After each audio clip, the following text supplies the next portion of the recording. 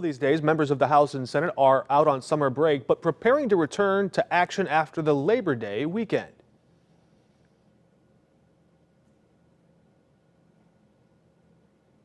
The U.S. Senate returns to action this next week, and there's a showdown brewing there. The Pentagon says more than 300 generals and admirals can't take their posts, while a lone senator blocks their confirmation. Alabama Senator Tommy Tuberville is protesting their appointments because he says the Pentagon should not reimburse members of the military for traveling to receive abortion services. Tuberville says he's not opposed to these appointments in particular. He just wants senators to vote on that abortion policy in the military. Joining us now is Democratic candidate Lucas Kunce, running for the U.S. Senate in 2024. In a primary now, you hope to take on Josh Hawley next November. Why not just take up that vote? Should Senate Democrats call Tuberville's bluff? I mean, this is another situation where these guys, Tommy Tuberville and others in the past have used service members, veterans, et cetera, for political leverage to really work entirely other issues. And so I think the frustrating thing for me as a veteran, so I was a Marine for 13 years, deployed to Iraq and Afghanistan, just last year when the Senate had the opportunity to pass the PACT Act, so I don't know if you know what the PACT Act is, but it was an act to take care of all of us in Iraq and Afghanistan who were exposed to burn pits. Republicans like Josh Hawley voted against it. And Josh Hawley, what Tuberville is doing right now is he was holding up DOD nominations. Josh Hawley actually did the same thing until he was removed from the Senate Armed Services Committee, and Tuberville took his place. And now Tuberville is doing it for different reasons. But I mean, for the first time in history, my Marine Corps doesn't have a commandant, which is amazing. For the first time in more than a century. Right, in more than a century, that's right. In my lifetime, we certainly haven't, and yeah, it's since the early 1900s. And so it's, and actually so do a bunch of other services don't have leaders. And so soon Mark Milley's on his way out. But, that's right. And so just on the military readiness side, though, is it really having an impact? Because they're still acting, they're just not Senate confirmed. What's the difference? Yeah, well, I'm glad you asked that. And so for each person that leaves, so it's over 300 generals and flag officers now have not been replaced. And so when someone gets promoted, they're taking someone else's spot, right? And so all these members are retiring, and the people who are supposed to be promoted and take their positions aren't able to get promoted and take their positions. So you have like a cascade effect all the way down the chain of command, where one person has to move up, and then the next people have to try to move up, and it really just, you have people who can't do their entire jobs anymore. And we also have, just one more thing, I used to do national security negotiations over with NATO, the Organization for Security Cooperation in Europe, and others. And I'm telling you right now, like, rank matters at these organizations. We would send the highest ranking officers we could to show that the U.S. cared about certain positions.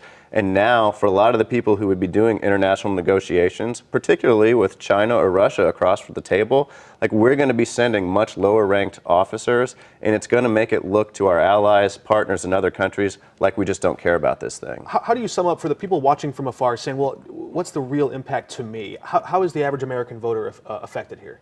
You are less secure because of this. That's not an exaggeration? No, it's not. Our national security is weaker. When our country does negotiations overseas, we are now at a disadvantage because we have lower ranking officers. And I'm telling you right now, these other countries, they notice that. They think we don't care, and it gives our adversaries like China and Russia an advantage. And the other thing about this that not everybody's talking about is this hurts military families, because a lot of these families who are going to get promoted, they were scheduled to move to different places, to take new positions. Their pay raises can't kick in. That's right. Their pay raises can't kick in, but they don't even know where they can register their kids for school. They're stuck in this limbo where, we do as many moves as we can over the summer in the military to not mess with kids' education. And now you're going to have all these kids who, if this does happen, 2 months into the school year, they're not going to have to go to another place.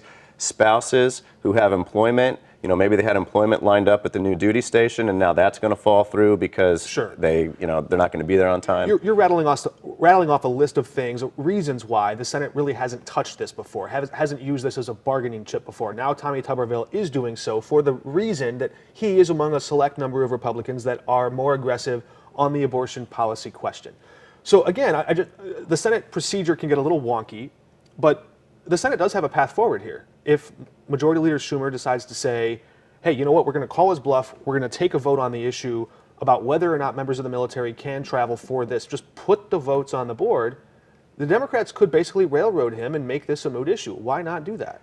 Well, first of all, that's if you believe him, right? And I'm not sure that these people have proven themselves to be trustworthy. Tuberville, you mean? Right, exactly. I mean, the guy wants to use military officers, who are non-political, by the way. These aren't even political appointees, as pawns. And so who's to say he's not going to use it for the next thing? Like, I think it would be a very bad precedent to say, okay, senators, every single one of you can now hold up non-political appointees, essentially act as terrorists, right? Like, we are now going to negotiate with terrorists every single time that they decide to do this, and they can all get their way just by one person being a jerk about something. I don't think that's the type of thing that we should let happen. If that word terrorist sounds like extreme rhetoric, John Boehner, former House Republican Speaker, used that word, legislative terrorist, to describe Ted Cruz and others in recent memory. All right, let's move on to some other issues recently. I know oncologists in part of Missouri can't get their hands on enough generic cancer drugs to treat patients they have before them, in part because the drug makers say they see diminishing returns and profits. There's not enough profit out there to make, so they're making fewer drugs.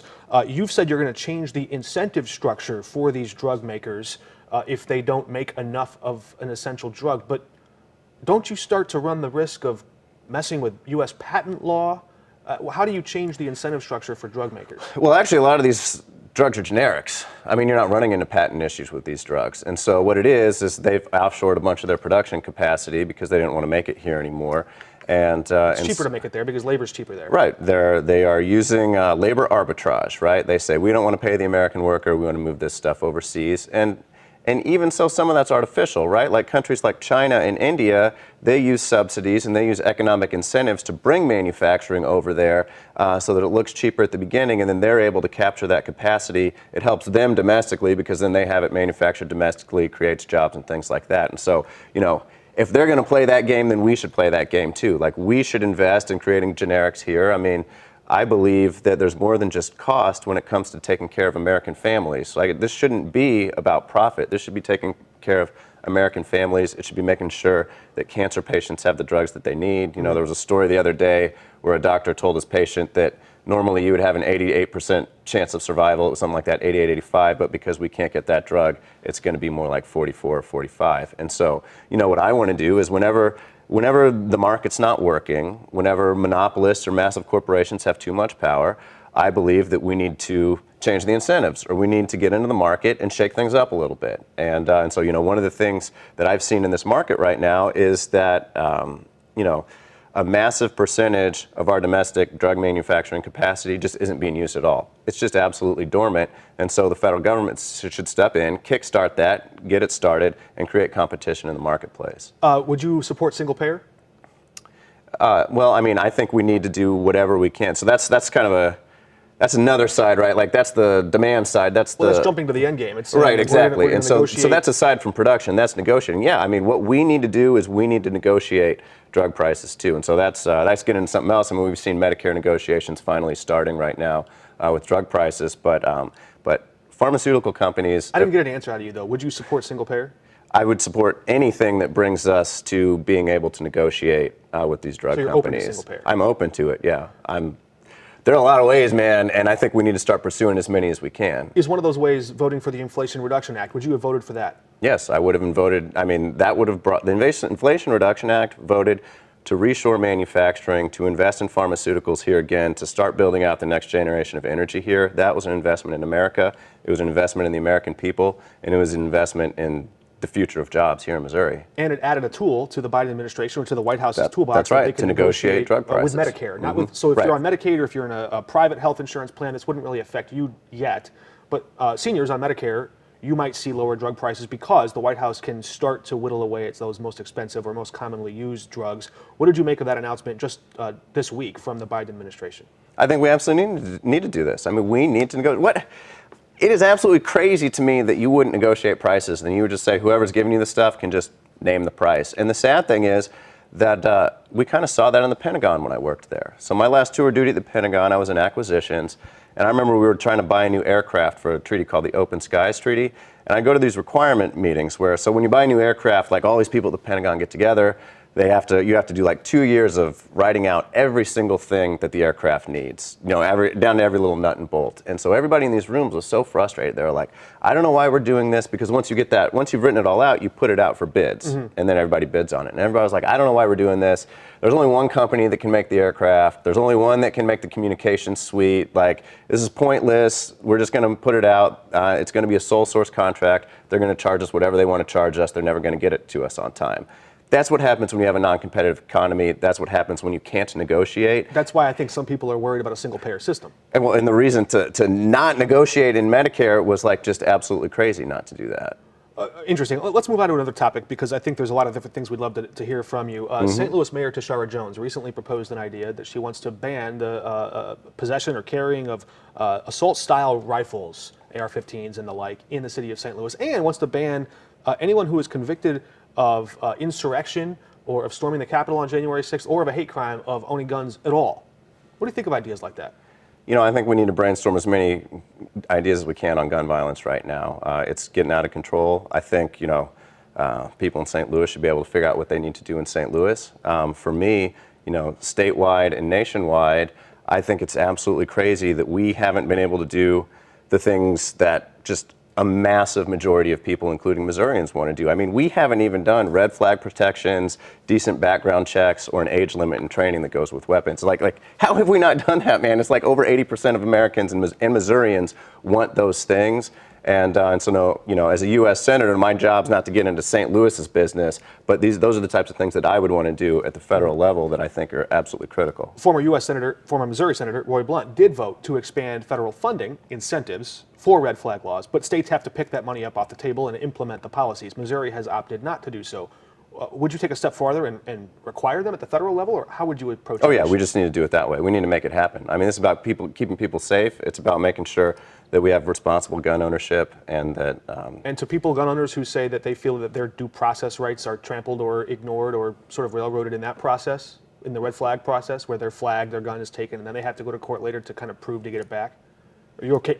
How do you see that issue? Oh, we haven't seen that happen yet. Let's start taking the steps we need to take and see where it plays out. I think we're all reasonable and we can all figure out a way that makes this work, that makes sense, because what we have right now doesn't make sense at all. We saw you at the Missouri State Fair just last week. We That's a good party.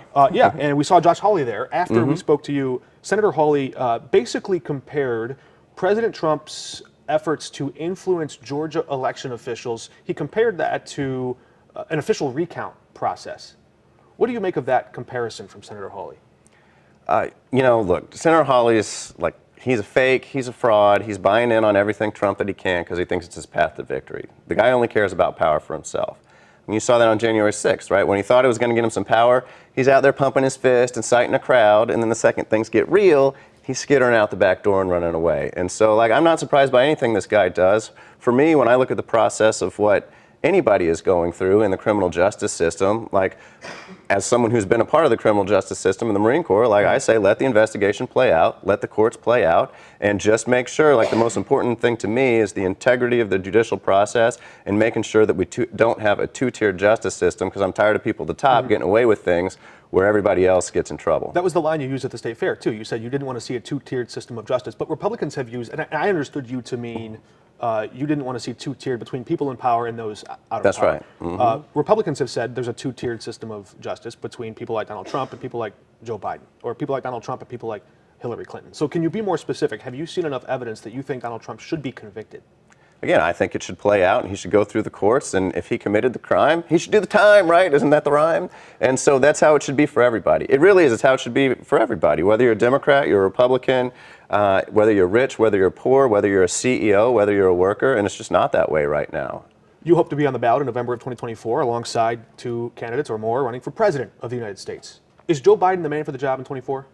I'm just focused on my campaign. I'm getting all around Missouri, meeting Missourians. I have unique issues that I care about. I'm working hard on building a coalition right now. We'll let the voters decide that. But for me, I know I'm the right guy for Missouri, and I'm happy to be out there meeting people every single day. But what does it say if you, and I want to make sure I'm hearing you correctly, I didn't hear you just offer a full-throated endorsement. Do you think there's somebody else out there in the Democratic Party that could run a primary that would give the country a better alternative? Yeah, I guess the best answer is I'm not thinking about the presidential race. I don't know. Sure you are. I'm not, man. I got a new baby at home. Who's been in the NICU for 8 weeks. We're trying to take care of our family, a new family. I'm trying to get out of this around the state and meet as many people as I can, as many people as possible. And for me, I don't think the top of the ticket's going to matter. For me, it's about Missouri. It's about investing here. It's about my state. It's about my race. And 100% of my energy is dedicated toward that. But you have to have an opinion on the President of the United States. You're running for the U.S. Senate. Has Joe Biden earned a second term? Well, I'm glad he's negotiating Medicare prices. That's good. So you're looking at his record. Do you want to see him on the ballot alongside your name in 2024? Again, like, I don't care. I don't care who's on the ballot alongside me in 2024. Like, I'm happy to run with anybody. So I think he's going to be the pick. It sure looks that way to me. But Okay. but that's not like a. It's not like I don't think that that's a negative or a positive for me. So I we can't think put I you can just among- run on myself. I see. I hear you. So you're sidestepping the question, but we shouldn't put you among those Democrats who are becoming more vocal, saying they want to see somebody challenge him in a primary. No, I don't care. Again, I don't care if he's challenged or not challenged. Like, I think he'd be fine on the ticket, and I'm just going to focus on my race. All right, we'll leave it there. A lot more in this race to come, especially alongside Senator Carla May and also Prosecutor Wesley Bell, who are running in this primary against Lucas Kunce. Thanks for joining us. Okay, thanks. 5 on your side, political analyst Anita Mannion is now here with the reaction and analysis for the record. What do you think? Does he really not care if Joe Biden is on the top of the ticket in 2024? Has he really not thought about it? I think he does care. Of course he cares. The top of the ticket matters for who shows out, what voter enthusiasm is, and who's potentially going to vote for him. He sort of sidestepped the question about guns in St. Louis. What did you make of his response to that question, trying to win in a statewide election?